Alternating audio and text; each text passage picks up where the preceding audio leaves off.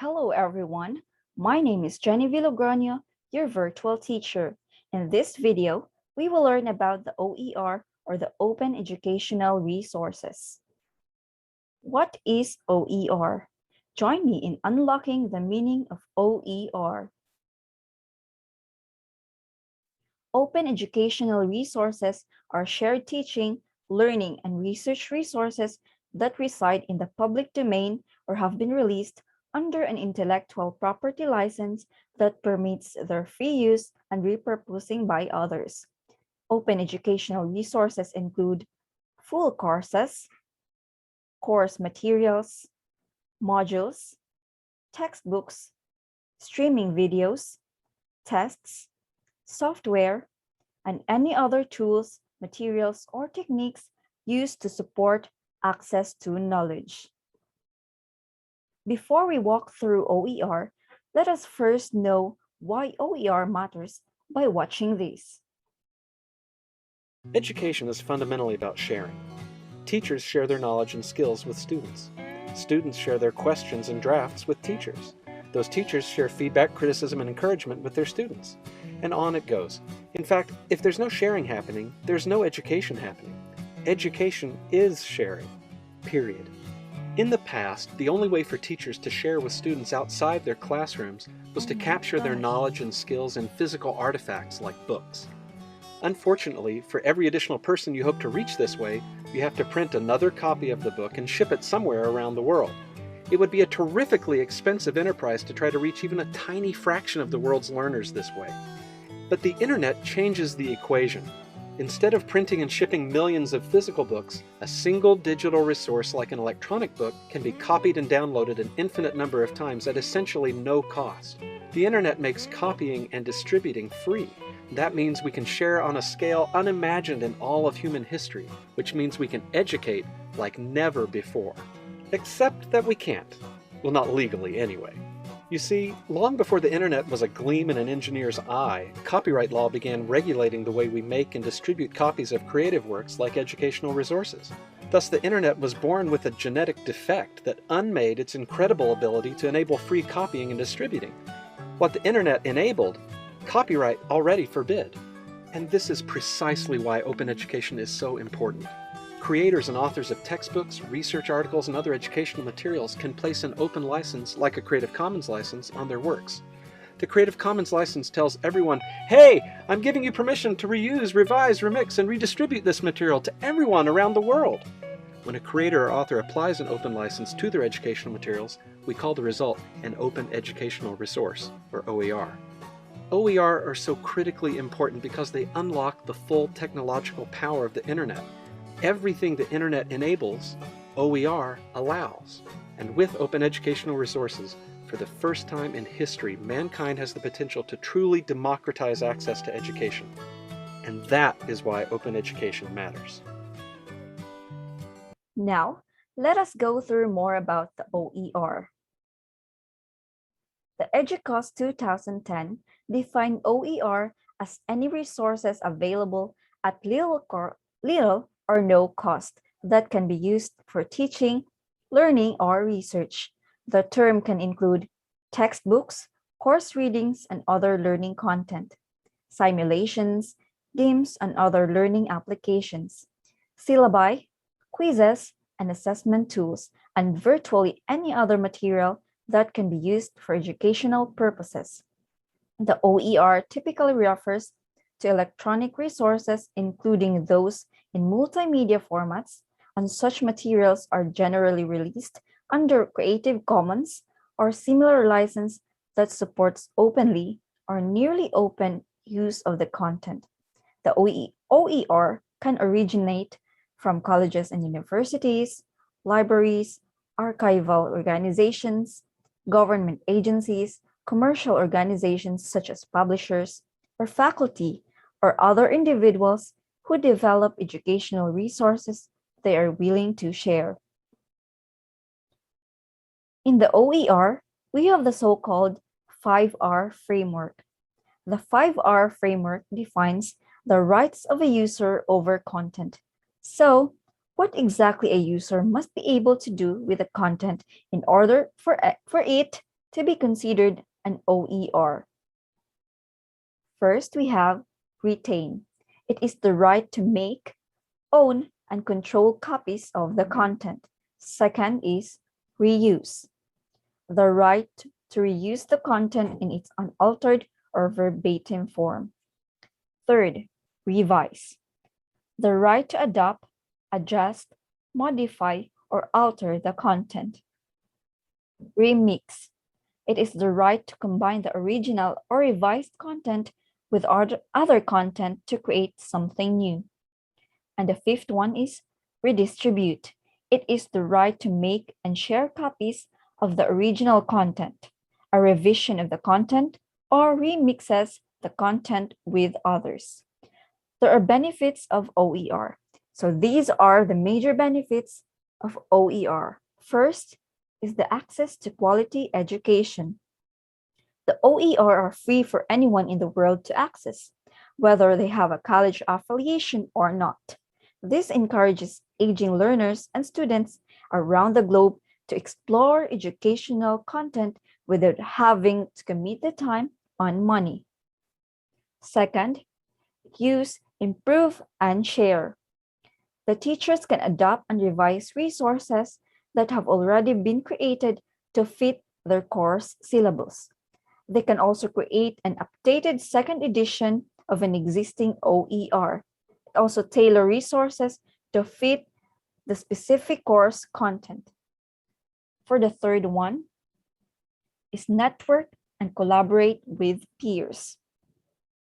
It has access educational resources that have been peer-reviewed by experts in the field. It also creates a new open educational resource with a team of peers. It helps explore user reviews for a more in-depth understanding of the resources available. For the fourth one, lower costs to improve access to information.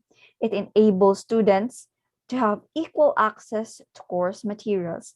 It also provides students with the opportunity to explore course content before enrolling. So there are examples of educational resources. This time, I will be sharing to you some of the most useful educational resources in which contents are generated by professionals, academics, and authors who have done some of the work for us. To start, here are some outlets providing open educational resources that teachers and learners can begin exploring, sharing, and integrating relatively quickly. First is Curriki. It is a website that curates content in a variety of disciplines, highlighting noteworthy teachers and content. Membership is free, and users can sign in with their Google Apps or Facebook account. Curriki is a non-profit. However, it asks users for an optional donation. This site integrates well with the iPad and Chromebook. The documents are available in many formats for easy viewing. Next is the CK Foundation. It offers Flexbooks. These are full digital texts that students and teachers can access on multiple devices in PDF, MOBI, and EPUB formats. This provides access to rich content. Third, we have Connections. This is another free OER offering that allows users to sign up with a username and password to access a variety of modules and collections on multiple devices. This website is a dynamic digital educational ecosystem consisting of educational content repository and a content management system optimized for the delivery of educational content. Its content services the educational needs of learners of all ages in nearly every discipline, from math and science to history and English to psychology and sociology. Connections delivers content for free over the internet for schools, educators, students, and parents to access 24/7. Materials are easily downloadable to almost any device for use anywhere and anytime. Schools can also order low-cost hard copy sets of material. We also have Smart History. It is not only a clever play on words, but also a great art history resource.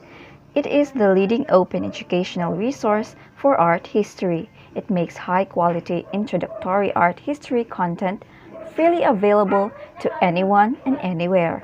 Smart History is a platform for the discipline where art historians contribute in their areas of their expertise and learners come across from the globe.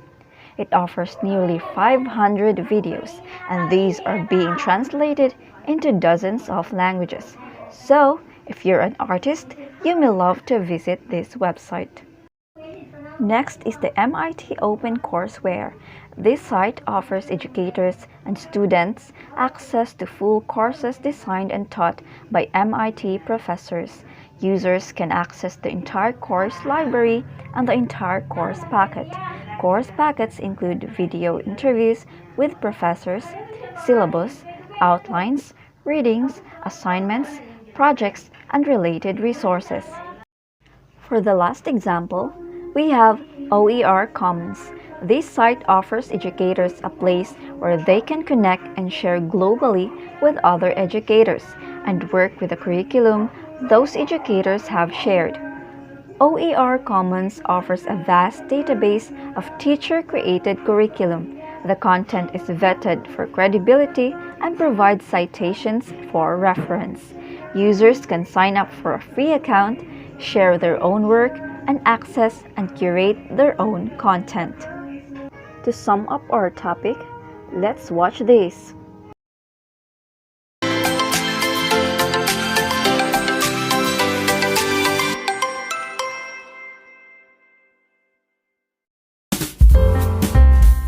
As an educator, more and more we are often faced with challenges.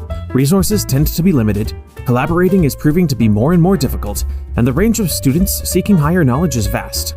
There are other challenges outside of our control, like finances, location to reliable Wi-Fi, or even a lack of access to the most current information that you want to teach. Luckily, with each challenge comes an opportunity. Open educational resources are a way to add more equity into the classroom and to make overcoming these obstacles a bit easier. Open educational resources are teaching and learning materials. They come with additional permissions that let you modify, adapt, and even share your newly remixed materials. OER live on the internet, but can be transformed into various formats to be offline or completely tech-free. They are free of cost without any paywalls, subscriptions, or temporary access codes. Your students can keep them forever. They are created and shared by the community, working together toward a common set of values. By using OER, education reaches further, whether it's to rural or remote communities, or to non-traditional learners across the globe to provide access where there was none before. This community has been around since the 19th century, but after MIT put their courses online in 2002, there has been a surge of open educational resources.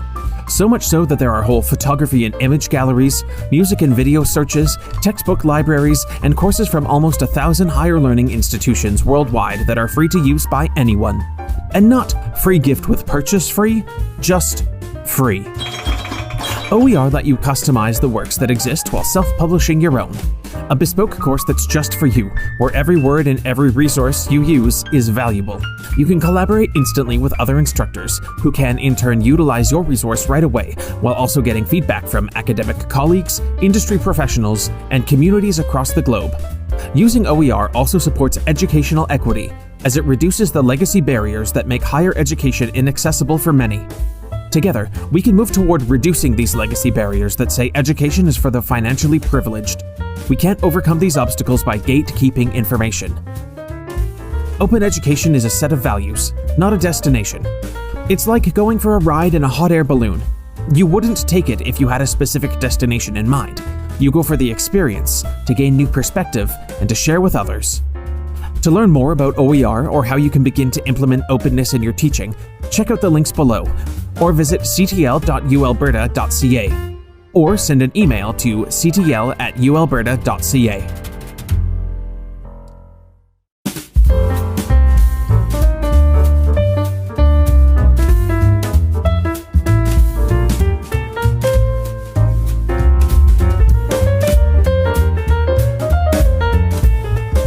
That ends our topic today. I hope you guys found this video informative. Thank you for tuning in to our lesson today. See you next time!